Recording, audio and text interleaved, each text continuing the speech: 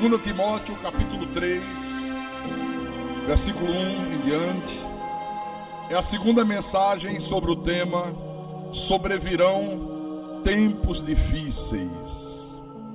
Sobrevirão tempos difíceis.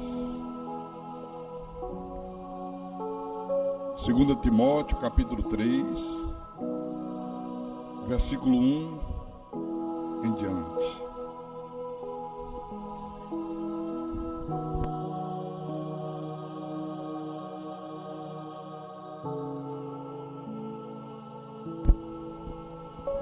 Encontraram?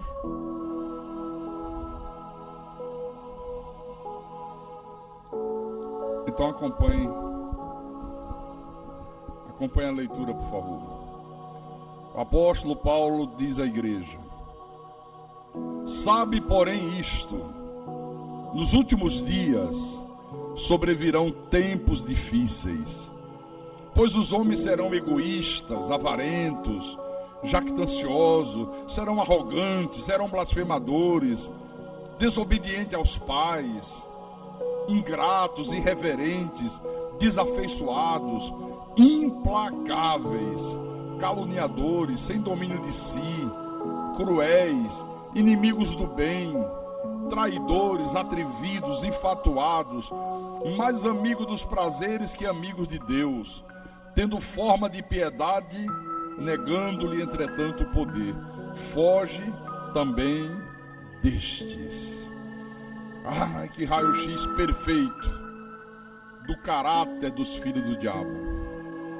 Quem é filho do diabo tem esse caráter aqui, ó. Está inserido nisso aqui. Vamos orar para que o Espírito Santo fale ao nosso espírito agora, em nome de Jesus. Oremos ao nosso Deus. Senhor Jesus Cristo, já te louvamos, já te adoramos, já te bendizemos, já preparamos a boa terra do coração para que o semeador venha e semeie a boa semente. O Senhor disse que quando a boa semente é semeada na boa terra, ela frutifica a 100%. Ela produz frutos, ela produz mudanças, ela produz transformações que levam o nome de Jesus a ser glorificado. E nós estamos aqui prontos para que a boa semente seja semeada em nós, meu Deus. Fala com o teu povo, fala com a tua igreja, fala com os teus pequeninos, fala com as ovelhas do teu rebanho, fala com o povo que é propriedade exclusiva tua, Senhor. Usa-me como teu pastor, como profeta de Deus, e fala através de mim. Dá-me a unção, a sabedoria, a inspiração, para que eu possa anunciar a tua palavra, mas anunciá-la com verdade, sem mistura, sem misticismo, sem paganismo, sem doutrinas de homens, sem diabolismo, mas a palavra pura como saiu dos teus lábios. E que tudo isso seja para a tua honra, para a tua glória, para o teu louvor, em nome de Jesus, e que todos que creem e recebem esta palavra, que digam amém, amém e amém. Diga graças a Deus. Meus irmãos, minhas irmãs amadas, povo abençoado de Deus, povo que a Bíblia diz que é mais do que vencedor. Eu disse no culto de hoje de manhã aqui, que esses últimos dias que o apóstolo Paulo se refere aqui nesse texto, é o período que compreende a morte e a ressurreição de Jesus até a segunda vinda. Esse período a Bíblia chama os últimos dias, os finais dos tempos, e etc, etc, etc. Só que, curiosamente, o Espírito Santo manda que Paulo alerte a igreja que nesse período entre a morte e a ressurreição de Cristo e a sua segunda vinda, haveria tempos difíceis. Eu já disse aqui hoje de manhã que no texto grego original significa tempos complicados, tempos extremamente cruéis, tempos extremamente malignos, porque tudo isso, esses tempos difíceis, seriam patrocinados pelos filhos do diabo. Essa é a questão aqui. Deus está alertando a igreja, dizendo que os filhos do diabo manifestariam de uma forma mais contundente, de uma forma mais ampla, de uma forma mais maligna, mais diabólica, o seu caráter maligno, e que por essa razão os tempos seriam difíceis. Os tempos seriam difíceis. Você vê que nesse texto aqui que nós lemos, o apóstolo faz um esboço perfeito de como é o caráter dos filhos do diabo. E hoje esse caráter diabólico aqui pode ser visto aí com muita clareza. Às vezes são pessoas que estão dentro da igreja. E no caso aqui, Paulo se refere a isso. A gente que está dentro do templo, que tem Bíblia, que diz que crê em Jesus, que diz que batizou em água, que diz que jejua, que diz que fez seminário, que diz que conhece a graça de Deus, mas que não tem nenhum resquício de ser uma nova criatura. Então o detalhe importante desse texto é isso.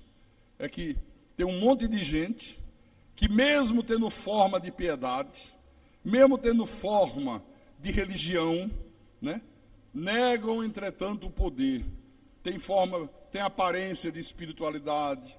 Você olha para a pessoa, parece que é um cristão de verdade, parece que a pessoa é de Deus, parece que a pessoa é uma pessoa cheia do Espírito Santo, mas quando você observa o tipo de vida que a pessoa tem, você percebe que ela vive uma vida sem nenhuma santidade. São pessoas completamente vazias de Deus. Paulo diz aqui, foge também deste, foge dessa gente aí. Bom, eu mostrei no culto de hoje de manhã que nesses tempos difíceis que nós estamos vivendo atualmente, nós estamos vendo a destruição dos valores morais. Não é a inversão dos valores, é pior, é a destruição dos valores morais. Nós estamos vendo a libertinagem presente em todas as áreas da sociedade, o amor se esfriando de quase todos, como Jesus predisse, e também as futilidades. Tudo isso eu falei hoje de manhã. Só que eu quero agora citar mais uma característica que está presente nesses tempos difíceis de agora, que é a perda do temor de Deus. Olha, isso é terrível. Isso é uma coisa terrível, porque uma das exigências que Deus faz para aqueles que são filhos, para aqueles que são eleitos dele, é que nós tenhamos temor a Deus, que nós o temamos. E quando a Bíblia fala de temor, não significa medo. Temer a Deus significa ter reverência, ter respeito para com Deus.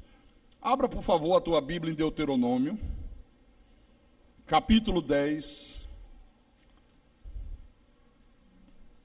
Deuteronômio, capítulo 10. Nós vamos ler o versículo 12 e 13.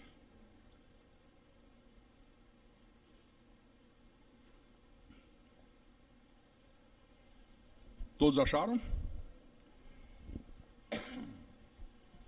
Capítulo 10, versículo 12 e 13. Vou ler, tá? Agora, pois, ó Israel, que é que o Senhor requer de ti? Não é que temas o Senhor teu Deus, e andes em todos os seus caminhos, e o ames, e sirva ao Senhor teu Deus de todo o teu coração, de toda a tua alma, para guardar os mandamentos do Senhor e os seus estatutos, que hoje te ordeno para o teu bem. Olha, já naquele tempo, Israel, o que o Senhor requer de ti? Não é que você o tema, não é que você o obedeça, não é que você viva a tua vida consoante os mandamentos dele. Já naquela época. Salmo 25, versículo 12.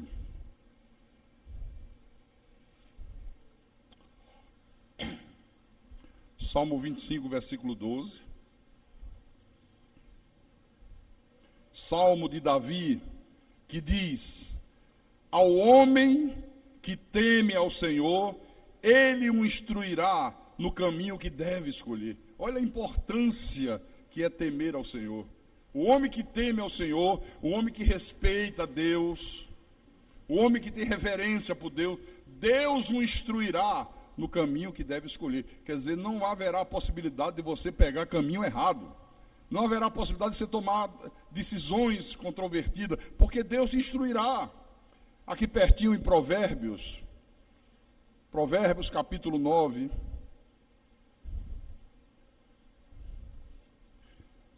versículo 10. Provérbios capítulo 9, versículo 10. Ele diz assim: o jejum é o princípio da sabedoria. Hã? Não. Temor é difícil achar, viu? Agora, quem jejue, meu irmão, a igreja está cheia de judeus. Nós não somos judeus e muito menos subproduto do judaísmo. Nós somos uma igreja de origem gentílica. Nós somos um povo que está vivendo uma nova aliança de melhores e superiores promessas. Jejum era para os judeus, jejum era da lei. Nós não temos nada a ver com isso. Então ele diz: o temor do Senhor é o princípio da sabedoria, e o conhecimento do santo é prudência. Quer dizer que, se você quer ser uma pessoa sábia, o princípio para você se tornar sábio é você ser um homem ou uma mulher que tem temor a Deus. Capítulo 16 de Provérbios. Só adiantar um pouquinho aí à frente.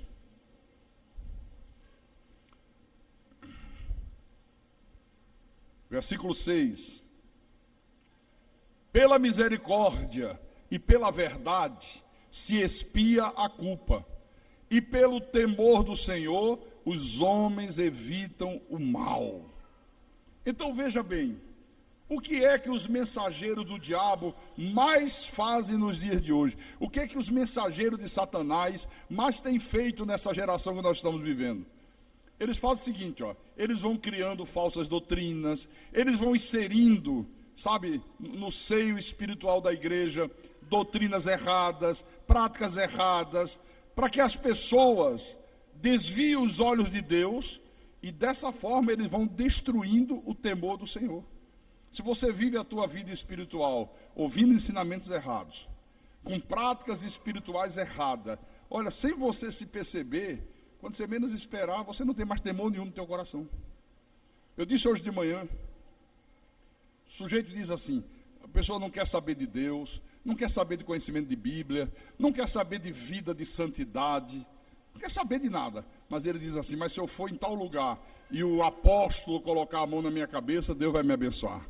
É ruim, vai abençoar coisa nenhuma. Primeiro que para Deus abençoar, ele não precisa que ninguém coloque mão em cabeça de ninguém. Para Deus abençoar, ele faz direto, mas Deus exige, para que ele te abençoe, que você viva uma vida de temor ao Senhor. Então veja bem, todo ensinamento que exalta o materialismo, como por exemplo, essa maldita teologia da prosperidade, que hoje está inserida em quase todas as denominações, que virou uma verdadeira febre, todo e qualquer ensinamento que não valoriza a importância do conhecimento de Deus, destrói o temor do Senhor. Porque se você não tem conhecimento, você não vai ter temor de nada. Você não tem nem parâmetro para ter temor a Deus. Essa é que é a grande verdade. Na epístola que Paulo escreveu aos Hebreus, Hebreus capítulo 12, versículo 28 e 29, olha o que ele diz. Hebreus capítulo 12, versículo 28 e 29. Por isso, recebendo nós um reino inabalável, retenhamos a graça pela qual sirvamos a Deus de modo agradável, com reverência e santo temor, porque o nosso Deus é fogo consumidor. Olha, está vendo? Nós recebemos de Deus um reino inabalável. Ele diz, retenhamos a graça, retenhamos a verdade, e por essa verdade que Deus nos outorgou, sirvamos a Deus de modo agradável, com reverência e com santo temor. Nós temos uma irmã que congrega aqui nessa igreja de Fortaleza. Eu conto o milagre, mas não digo o nome do santo, tá? E ela tem uma irmã de sangue que frequenta a seita universal do reino de Deus. E quando essa irmã chegou aqui à igreja, faz alguns anos, ela contou isso para mim. Ela disse: pastor, olha, eu evangelizo tanto a minha irmã, ela não quer saber. Frequenta a Seita Universal, ela vive como amante de um homem casado, um empresário.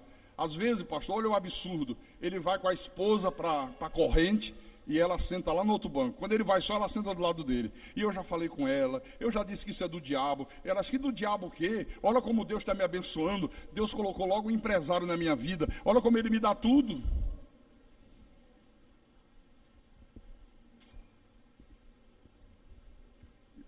A pessoa está aqui no nosso meio. Ela está aqui no nosso meio, ela está ouvindo o contrato, está ouvindo aqui. Então a falta de temor é terrível, irmãos. Às vezes o rapaz está no culto, ouve a palavra, canta, louva, se emociona, chora. Depois sai do culto da igreja e pega a namorada e vai para o motel na maior cara de pau do mundo. Você pensa que não acontece isso? Eu sei história que você não imagina. Às vezes a pessoa está dentro do templo, mas praticando coisas que são abomináveis aos olhos de Deus. Mente, rouba, cobiça a mulher do próximo, compra e não paga, dá trambique. Está dentro da igreja, fala mal do pastor, incita a rebelião, provoca divisões e escândalo. Quer dizer, não tem temor de nada, absolutamente de nada. Uma pessoa que procede assim, que temor essa pessoa tem a Deus? Nenhum. No Salmo 121, abra aí. Salmo 121.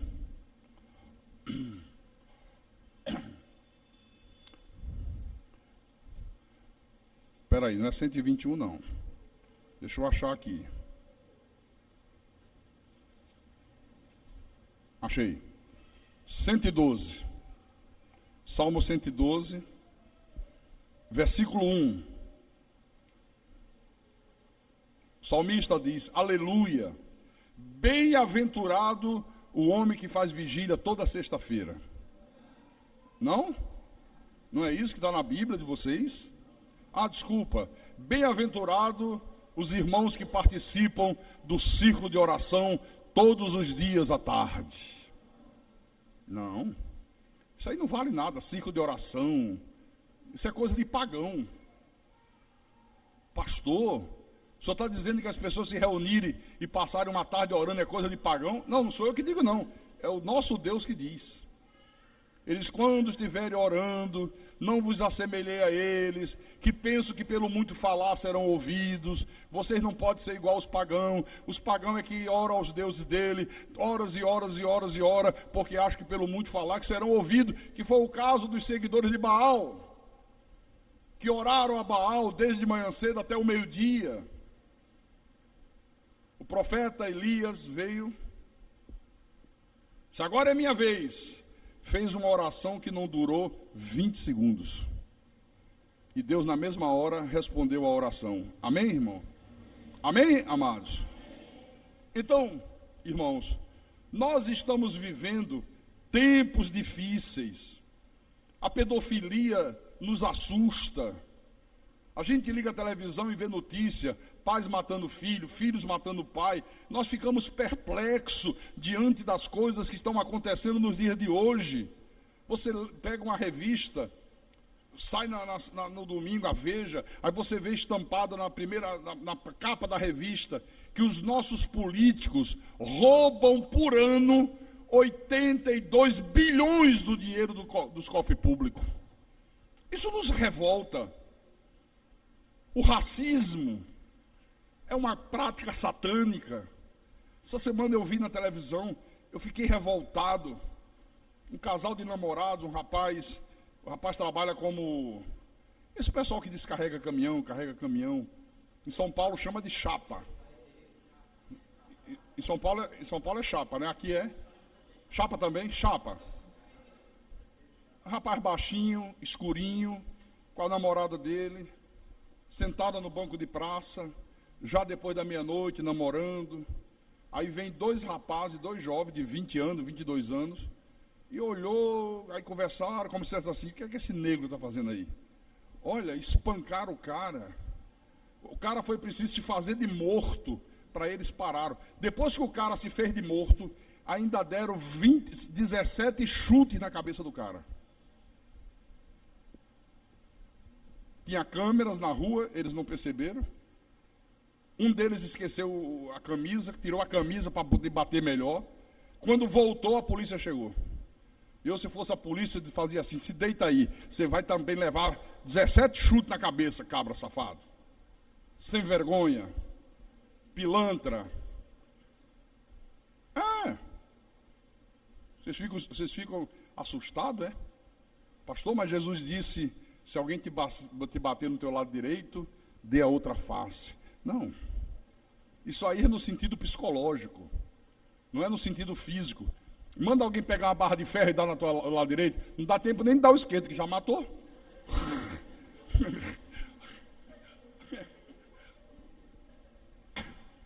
Mas como é que vai dar o outro lado? Já morreu.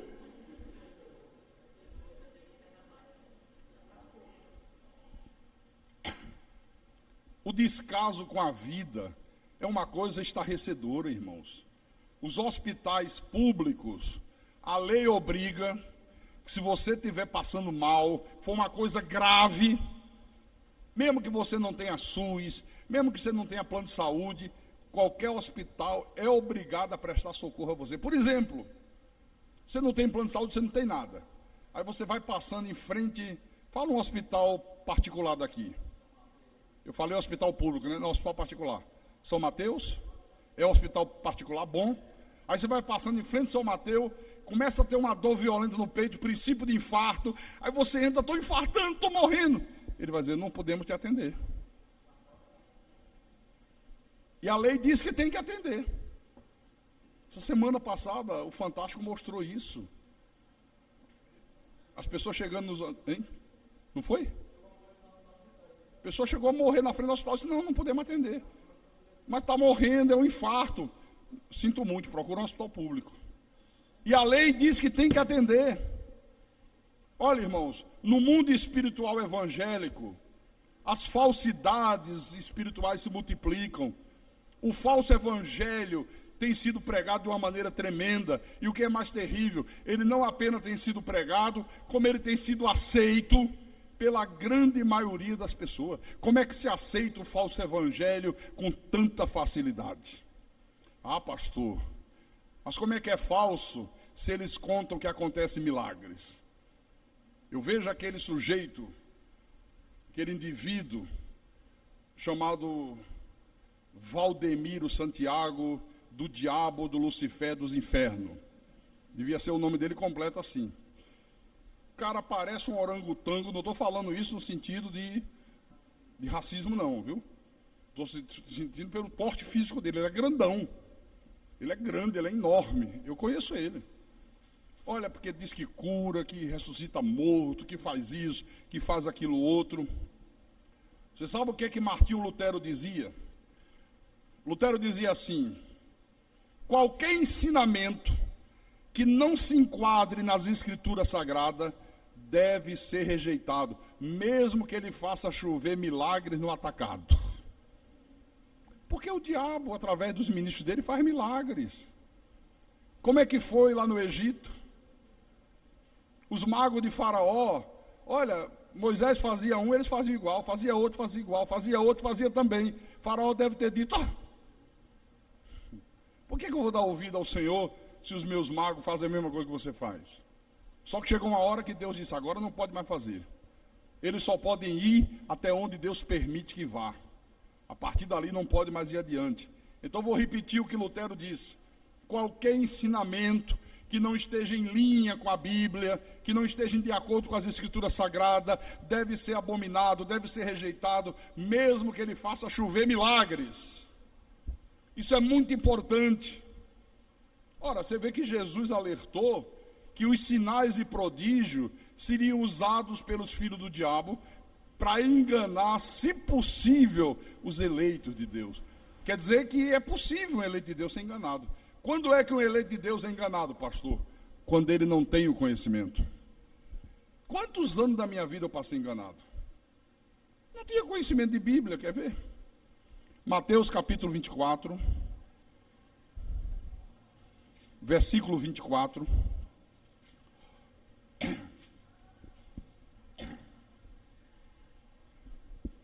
Jesus disse assim: porque surgirão falsos cristos. Tem um sujeito agora aí, como é o nome dele, hein? Que disse que é Jesus encarnado?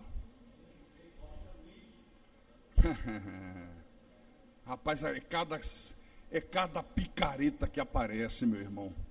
Um tal de apóstolo José Luiz. E ele diz: eu sou Cristo encarnado que voltei. Mas diz assim mesmo. Viu? Eu queria ver dizendo na minha cara. Vem dizer aqui. Eu fazia igual Jesus fez. Faz um azogue aí de corda aí e bota uns espinhos. Botava para fora do templo debaixo de chicote, meu irmão. Se você é Jesus, tome providência. Quero ver se você é Jesus.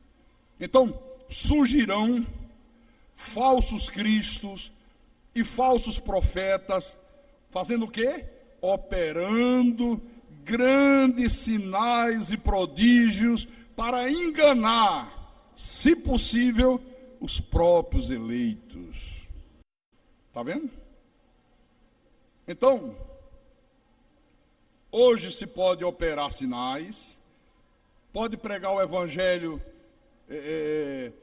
segundo Allan Kardec, mas se tem sinais, a turma aceita. Não, é de Deus. Como é que não é de Deus se está acontecendo cura? Olha, tinha uma irmã que tinha uma dor aqui, a dor sumiu. E os milagres que esses picaretas fazem é só isso, né? É a dor da coluna, é a dor de cabeça. Olha a irmã, um dia desse eu vi aquele menininho, quando ele aparece na televisão, parece que acabou de sair do banho. Parece a Barbie.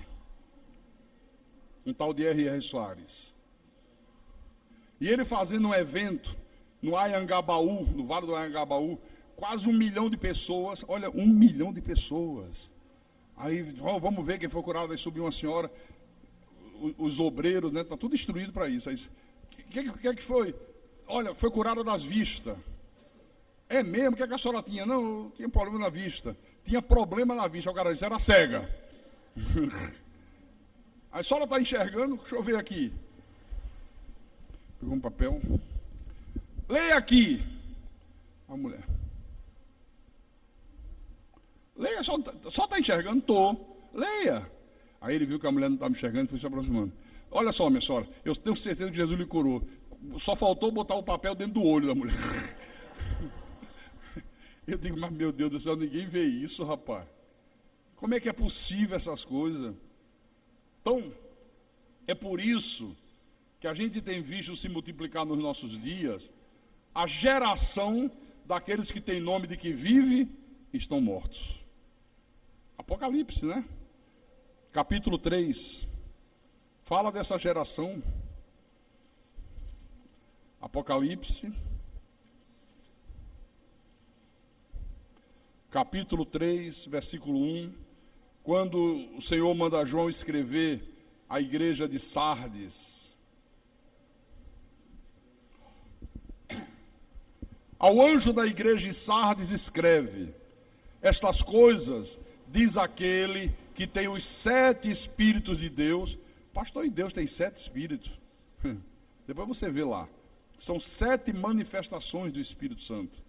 Não são 7. Eu já ouvi pastor dizer no rádio: olha, descobri uma revelação de Deus. Não é só o Espírito Santo, tem 7 Espíritos. Só falta descobrir o nome dos outros 6.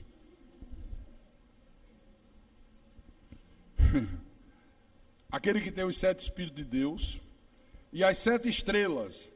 Conheço as tuas obras, que tens nome de que vives e estás morto. Que é isso?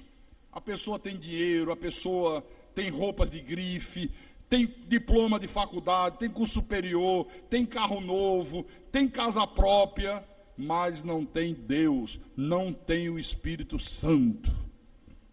É essa geração que a gente está vivendo hoje. Não, mas Jesus me abençoou. Não, comprei um carro. Não, eu consegui minha casa própria. Não, eu agora sou empresário. Não, eu agora estou rico, estou milionário. Aí você começa a conversar 5 minutos, você vê que a pessoa não nasceu de novo, não tem o Espírito Santo, não tem Deus, não tem nada, absolutamente nada. Você já imaginou pegar uma pessoa e dar a ela todo o dinheiro possível desse mundo, todo o ouro, toda a prata, todos os diamantes, dá para essa pessoa as melhores roupas fabricadas na face da terra, a melhor televisão, e deixar essa pessoa sozinha com tudo isso, mas sem comida, sem água, e jogar ela de paraquedas na Cordilheira dos Andes?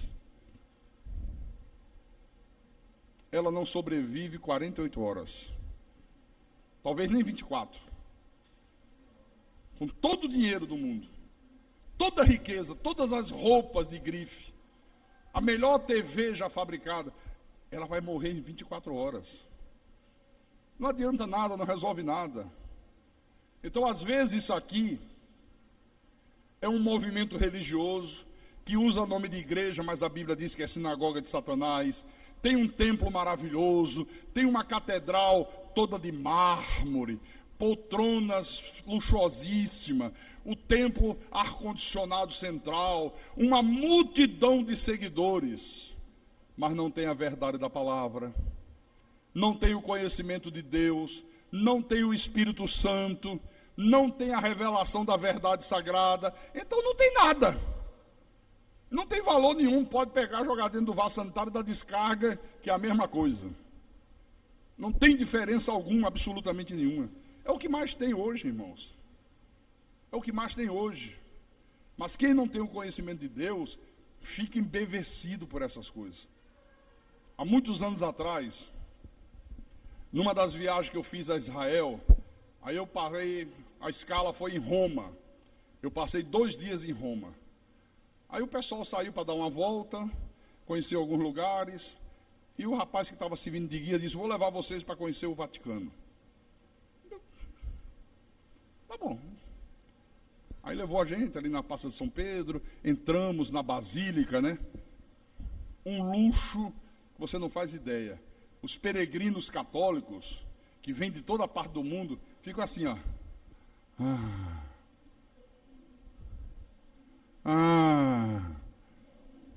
Tudo abobalhado. E não percebe que, apesar de todo o luxo, toda a riqueza, de todo o esplendor, não tem Deus, não tem revelação de Deus, não tem verdade de Deus, é sinagoga de Satanás, portanto não tem nada.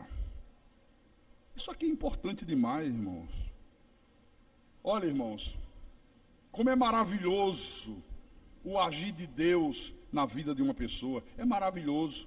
Às vezes você conversa com uma pessoa que não tem estudo, não sabe nem assinar o nome, é uma pessoa simples, mora numa casa simples, mora num bairro simples, mas você conversa com a pessoa, você sente algo diferente, você sente uma coisa forte, você sente uma coisa que mexe com você aqui dentro, porque é uma pessoa cheia de Deus. Às vezes você conversa com outra, diploma de curso superior, mora na beira-mar, numa cobertura, tem automóvel de luxo, tem dinheiro que não acaba mais, tem joia, tem tudo que você possa imaginar, e você conversa com a pessoa e é aquele vazio. Você fica doido para sair de perto, porque te faz mal. Por quê? Porque é uma pessoa vazia de Deus. Não tem Deus, não tem nada. Porque, irmãos, olha, preste atenção, uma pessoa cheia de Deus é uma pessoa que tem fome da palavra, tem sede da verdade. Quanto mais Deus fala, mais ela quer ouvir Deus falar. Quanto mais Deus fala, mais ela quer que Deus continue falando. A pessoa vazia de Deus, ela está sempre saciada.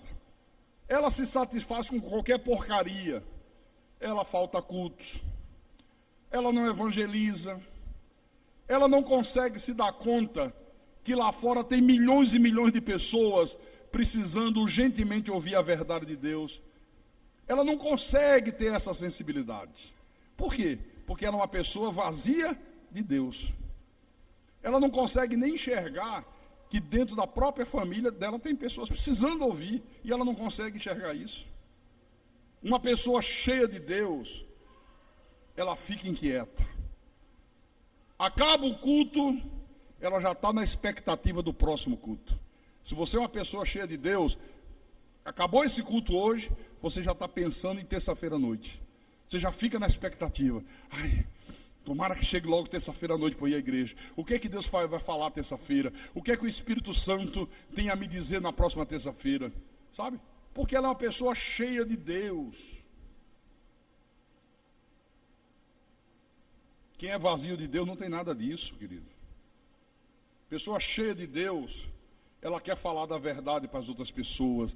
Ela fala da verdade na fila do banco. Ela fala da verdade dentro do ônibus, dentro do metrô. Ela fala da verdade para os vizinhos. Ela fala da verdade para a família. Ela fala da verdade para todo mundo.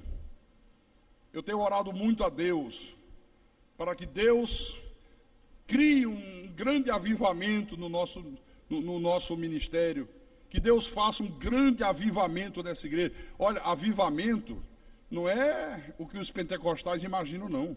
Grito, histerismo, oh, fogo, aleluia. Não, isso aí é fanatismo. Isso aí é loucura. E desse meio nós já saímos. Deus já nos tirou dessa baixaria. Avivamento espiritual é quando começa a ver nas pessoas uma sede pela palavra, uma sede pelas almas, um desejo de evangelizar, sabe? Eu tenho orado muito a Deus para que Deus faça isso. Que Deus crie em cada homem, em cada mulher dessa igreja, uma paixão intensa pelas almas. Gente que não fique calado, gente que fale, gente que exorte, gente que dê testemunho, gente que, se possível for, pegue a pessoa no colo e traga para ela ouvir a verdade da graça de Deus. Isso é avivamento. Isso é o verdadeiro avivamento. Nós precisamos de gente na igreja cristã, na igreja de Jesus, gente que não falte cultos, que não se preocupe se o culto vai demorar um pouco mais do que o normal. Porque, olha, se você tiver que receber o teu dinheiro, o teu pagamento, à noite, 11 da noite no centro de Fortaleza, você sai da onde você estiver, aonde você morar, e vem receber 11 da noite no centro de Fortaleza. Olha, agora o pagamento é feito 11 horas da noite, 23 horas, ali na Praça dos Leões.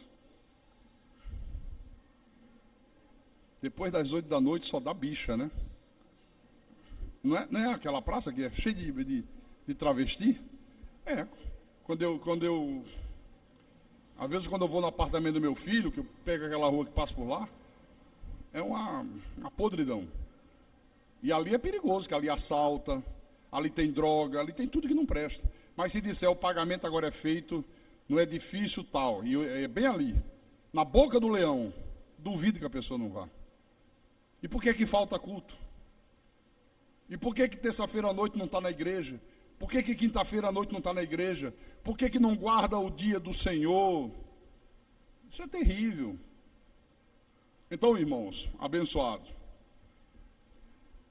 se nesses últimos dias a nossa chamada é para ser pescador de almas, olha, se nos últimos tempos, nos últimos dias, a chamada de Deus é porque nós sejamos pescadores de alma, nesses tempos difíceis, que Paulo diz sobrevirão, a importância disso se torna ainda maior. Se torna ainda maior, mais urgente. Abra em Mateus, Marcos, capítulo 1.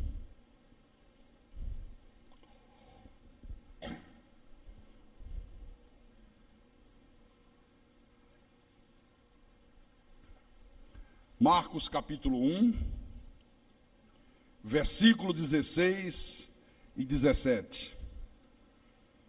Caminhando junto ao mar da Galileia, viu os irmãos Simão e André, que lançavam a rede ao mar, porque eram pescadores.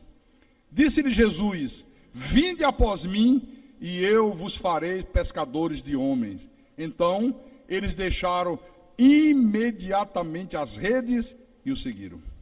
Então, olha só. Aqui está o chamado de Deus dos primeiros discípulos para a mais sublime missão que o homem pode receber da parte de Deus, que é ser um pescador de almas. Eu até digo para você que talvez nesse momento aqui, esses discípulos nem entenderam muito bem a grandeza dessa missão aqui. Talvez eles não tenham nem entendido a importância dessa missão. Mas esse texto aqui mostra que pelo menos uma coisa eles entenderam: a urgência do apelo. Que era uma coisa urgente, não era para amanhã, não era para depois, era para aquela hora. Por isso a Bíblia diz que eles largaram tudo e o seguiram. Talvez nem tenham entendido o que seria. Pescador de homens. O que isso significa? Qual é a importância disso? Qual é a grandeza disso? Bom, eu não sei, mas uma coisa eu sei. Deve ser uma coisa muito urgente, muito importante. Porque ele disse, larga a pesca agora e me segue. Largaram tudo e o seguiram. Difícil, né, encontrar pessoas hoje que larguem tudo? É ou não é?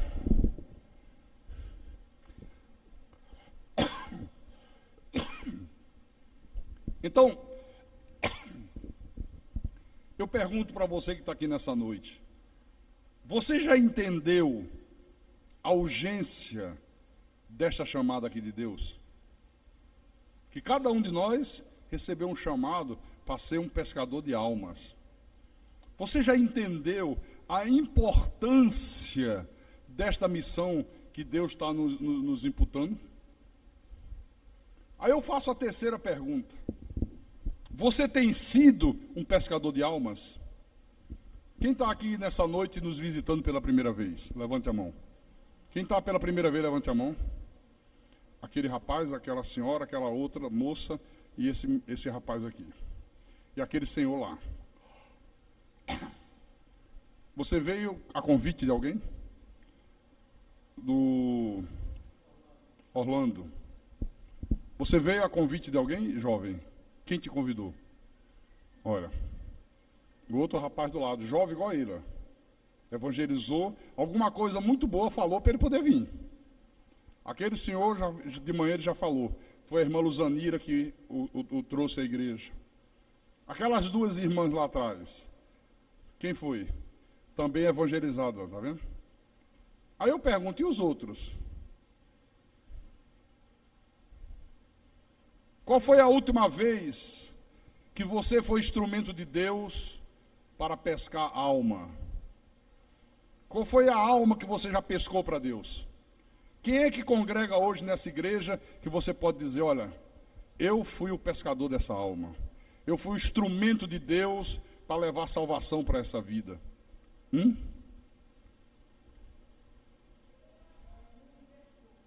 Oi?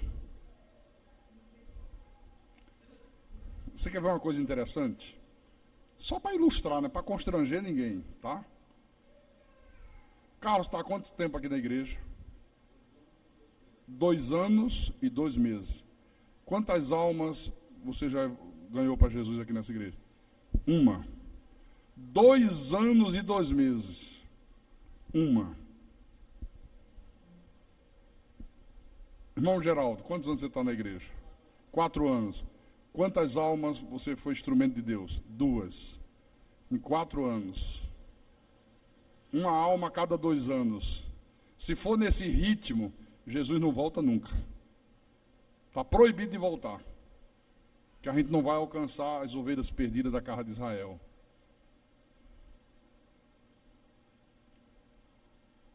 Deixa eu perguntar mais. Tem gente que já fica até tirando a vida. Não, eu não, pastor, eu não. Sâmia, quantos anos na igreja? 6 anos. Quantas almas? Nenhuma. Nem um pé da alma. Um pezinho. Olha aí. Olha só. Não dá essa desculpa não que eu fico nervoso. Não, já convidei muitas vezes, mas não sei o quê. Aí o outro vive num falso evangelho e consegue levar as pessoas para o falso evangelho. Se eu fosse perguntar de um por um, vocês iam ver que a coisa é vergonhosa, meu irmão. Pastor, mas eu não sei evangelizar, pastor.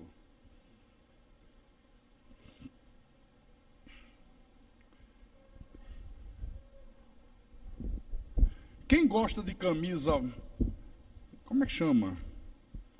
Camisa polo, é? Camisa polo, blusa polo. Deixa eu ver se tem alguém aqui. Você está com uma assim, ô Jerry? A tua é essa? É mais ou menos assim, isso mesmo. Camisas polo, imitação das originais, tá? Há 2 anos atrás, eu fui na praia do Náutico, e tinha um rapaz vendendo na praia. Ele vendia por R$28. 2 meses depois já era 40. Quem quer comprar camisa polo dessa maneira por R$20? R$20 é de graça, meu querido. Você não compra nem camiseta do Beco da Poeira. Olha o que é que eu estou falando. Eu duvido que quando termina esse culto não venha pessoas falar comigo. Pastor, como é que é o negócio da camisa? R$20 só. Ah, eu quero. Porque é barato demais. Eu ouvi uma pessoa falando isso hoje. Eu digo, quanto é que é essas camisas? O irmão da minha nora levou 25 camisas. Eu digo, caramba, tu vai levando 25 camisas? Deixa eu ver. Aí mostrou. Quanto é? Quando falou o preço, você vê, me chamou a atenção. Ó. Então não precisa você dar aula de teologia. Basta você dizer, olha, eu estou indo num lugar que mudou a minha vida, eu aprendi coisas que eu nunca aprendi em nenhuma igreja, nunca aprendi em nenhum lugar que eu fui, olha, coisas profundas de Deus. Mas o que é? Vamos lá para você ver. Eu duvido que você já tenha ouvido algo como eu ouço nessa igreja. Olha, isso desperta uma curiosidade danada. Cara, como é que é a história? Eu duvido que na sua igreja você já tenha ouvido 10% do que eu ouço na igreja que eu estou indo lá. Faz logo um desafio. Não precisa pregar nada. Deixa que aqui o Espírito Santo fala com ele. Essa é a maneira mais eficiente de evangelizar, querido. Agora as pessoas querem dar aula de teologia, aí já entra em conflito, aí a pessoa lança um monte de pergunta, não tem capacidade para responder as perguntas, o cara diz, fala, não sabe nem o que está falando, o que eu vou fazer lá? Nós precisamos acordar para isso, viu? Precisamos acordar, porque se você for um evangelista fiel, olha, Deus vai te encher da sua graça, do seu poder. Agora, se você não for um evangelista fiel, se você não for um pescador de alma, a tua vida espiritual vai acabar se caracterizando tanto pela frieza como pela indiferença que hoje toma conta da maioria das pessoas no mundo que nós estamos vivendo. Frieza e indiferença. Esse é que é o drama. O povo lá fora está aflito, irmãos. As pessoas estão enganadas. O povo está comendo enxofre, óleo, rosa ungida, sal ungido, sal grosso, a vassoura da bênção, o martelo dos milagres, o cimento da casa própria, tudo quanto é picaretagem, corrente de 12 semanas num lado, corrente de 7 semanas do outro, culto para quebrar maldição não sei aonde, só coisas contrárias à Bíblia. E vou dizer uma coisa para você, Deus só pode contar conosco para levar o conhecimento da verdade a essas pessoas. Deus não pode contar com mais ninguém, a não ser com a gente. Deus não pode mais contar com Isaías. Isaías morreu. Ele não pode mais contar com Pedro. Pedro morreu. Não está mais nesse mundo, nesse corpo de carne. Ele não pode mais contar com Paulo. Ora, ele vai contar com quem? Comigo e com você. Deus só pode contar com a gente. E se nós não formos instrumentos à disposição de Deus para pescar almas, como é que vai ser, hein? Como é que vai ser? Não é verdade? É verdade, irmão. Agora, para desempenhar bem esta missão, você tem que ser uma pessoa de oração, você tem que orar, você tem que ler a Bíblia diariamente, você tem que estar presente em todos os cultos da igreja. Você vai ter que se preparar, porque não se pode desempenhar uma missão sem que primeiro se prepare para isso. Então eu quero dizer para você, meu irmão, minha irmã, prepara-te. Leva a bom termo a missão que o Senhor Jesus te confiou, porque a qualquer hora Jesus volta. Ele está às portas. Qualquer hora Jesus vai voltar. Aqui em Mateus, ó. Mateus capítulo 24. Versículo 42.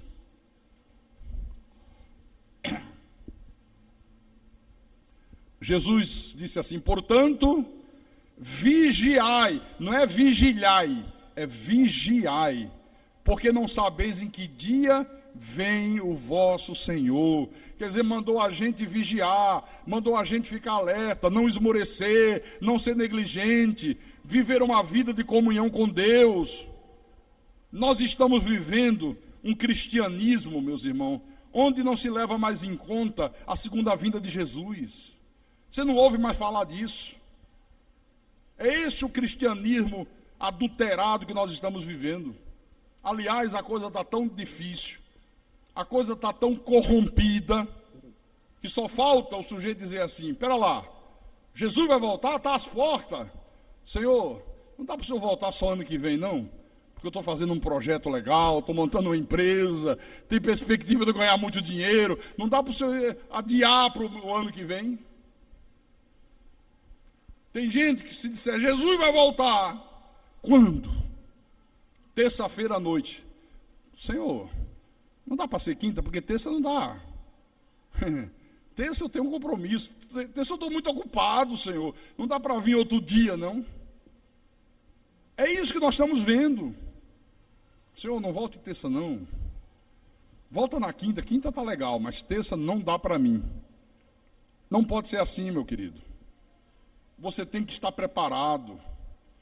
Se você quer fazer um concurso para um banco, para uma empresa multinacional, você tem que se preparar, não tem? Você se prepara, você estuda, você paga uma grana preta num cursinho. Se você vai sair de férias, vai fazer uma viagem, você se prepara, você se organiza, você separa a roupa que vai levar, vê quantos dias vai ficar, você procura saber quanto vai gastar com hotel, quanto vai gastar de refeição, você vai preparando uma poupança, juntando dinheiro para aquela viagem de férias. Na vida espiritual é a mesma coisa. É a mesma coisa, querido. Então, para a gente terminar, eu pergunto: o que precisa ser mudado na tua vida?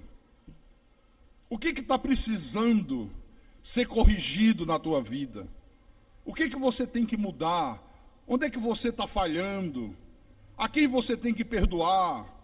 O que você tem que fazer a mais em prol da obra de Deus, em prol do reino de Deus? O que você está fazendo, mas que você podia fazer muito melhor do que tem feito? Pense nisso, por favor, porque a palavra de ordem é essa: prepara-te, vigiai. Você não sabe que dia o Senhor vem, você não sabe que dia o Deus de vocês vem. Então se prepare como se fosse hoje, como se fosse hoje à noite. Viva preparado para quando chegar a boa hora da segunda vinda de Jesus Cristo. Então examine a tua vida. O que é que eu preciso mudar? Onde é que eu estou errando? Onde é que eu estou sendo negligente? Onde é que eu estou sendo relaxado? Onde é que eu estou falhando? Eu disse hoje de manhã, os diáconos, as diaconias, os ministros dessa igreja, é uma vergonha, perdoe-me eu falar de novo, porque Deus coloca a pessoa no ministério, você é um diácono, é Deus que coloca. Aí o cara pensa que ser diácono é apenas vir no culto de terça, quinta e domingo. Isso todo mundo vem, querido. Diácono. A primeira vez que foi instituído diácono na igreja foi porque havia uma distribuição de comida para as viúvas pobres, e os apóstolos disseram: puxa vida, isso dá um trabalho danado. Não é bom que a gente deixe de se preocupar com a palavra, se preocupar com as orações, se preparar para fazer a obra, para ficar distribuindo comida para a viúva. Então vamos levantar diáconos. Olha, se não atrapalhasse o meu trabalho, eu passava o dia todinho sentado ali na frente. Eu botava uma mesa daquela ali, bem na entrada, sem ficar no sol, e ficava o dia todo ali, porque ali é um corredor de gente que não para o dia inteiro. O cara olhou para mim e dizia: tudo bem, graças a paz.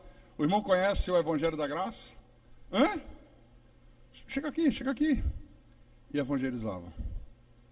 Aqui sim, aí eu evangelizava. Pergunta se alguém quer vir. Pergunta qual é o dia que ficam pessoas ali evangelizando. Chega para os diáconos dessa igreja e diga assim: o que você faz como diácono, além de assistir o culto? Depois pergunta, você sabe quem são os diáconos das diaconisas, né? Depois chega assim como quem não quer querendo, diz assim, disfarçadamente: ô irmão abençoado, posso te fazer uma pergunta em particular? Para não deixar constrangido, né? O que você faz além de assistir culto? O cara vai dizer: está amarrado. Só falta dizer está amarrado. Olha, eu estou fazendo um pouco de humor, mas a coisa é séria. Vocês diáconos estão olhando para mim, Deus está falando com vocês. Deus está mandando vocês tomarem vergonha na cara, como eu já tomei na minha. Eu já tomei vergonha na cara. Eu aprendi como é que se serve a Deus. No passado, eu só fazia o culto de domingo de manhã, já saía correndo para chegar em casa, almoçar, deitar no sofá e ficar assistindo televisão de 1 da tarde até 1 da madrugada. E é o Faustão, e era o Gugu, e era o Silvio Santos. Agora chegou a hora do futebol, aí eu assisti o futebol, acabou o futebol, onde é que tem mesa redonda, onde é que tem programa, e ficava aquelas coisas. Ainda assisti o videotape. Quando veio a revelação da graça de Deus, eu entendi que eu tenho que servir a Deus por inteiro, meu irmão. Eu tenho que me doar, eu tenho que me entregar, eu tenho que fazer muito mais do que eu tenho feito. E quanto mais eu faço, mais eu sinto a sensação que preciso fazer mais. Nunca me dou por satisfeito. E você se dá por satisfeito? Você está satisfeito? Você que é membro da igreja? Como é possível? Não, eu ganhei 2 almas. E quantos anos? 4 anos.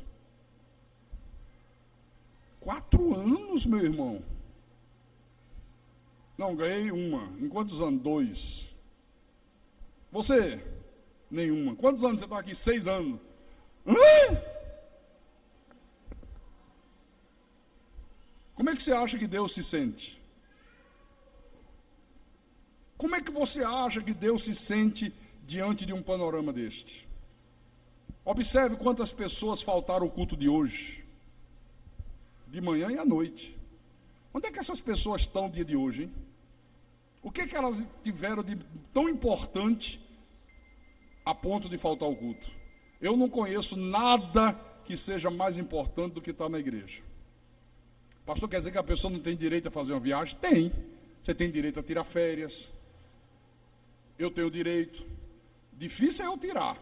Às vezes eu escolho 5 dias para descansar, quando eu já estou com estafa, já estou num estresse violento de tanto trabalho, tanta preocupação, tantas lutas, tantas viagens, tanto corre-corre. Aí consigo tirar 5 dias. Eu gostaria de todo ano tirar 30 dias seguidos. Descansar, recarregar, mas eu não posso. Mas aí é férias, está de férias, normal. Mas fora isso, a nossa vocação é essa aqui, irmão. Nós fomos vocacionados por Deus para sermos sacerdotes reais, sacerdócio real. Vós sois nação santa, sacerdócio real. Você é um sacerdote de Deus. Você é sacerdote de Deus. Povo de propriedade exclusiva de Deus, para proclamar as virtudes daquele que vos chamou das trevas para a sua maravilhosa luz. A tua vocação é proclamar as virtudes de Deus. Proclamar virtudes. Ser um evangelizador em potencial, um fazedor de discípulos, para que o nome de Jesus Cristo seja glorificado. Amém, irmãos? Então, prepara-te. Diga para o irmão aí do lado, prepara-te. Prepara-te que o Senhor vem. Prepara-te que o teu Deus vem. Prepara-te. E quem tem ouvidos para ouvir, que ouça o que o Espírito falou à igreja nessa noite, em nome de Jesus e para a glória do Deus Todo-Poderoso. Aleluia.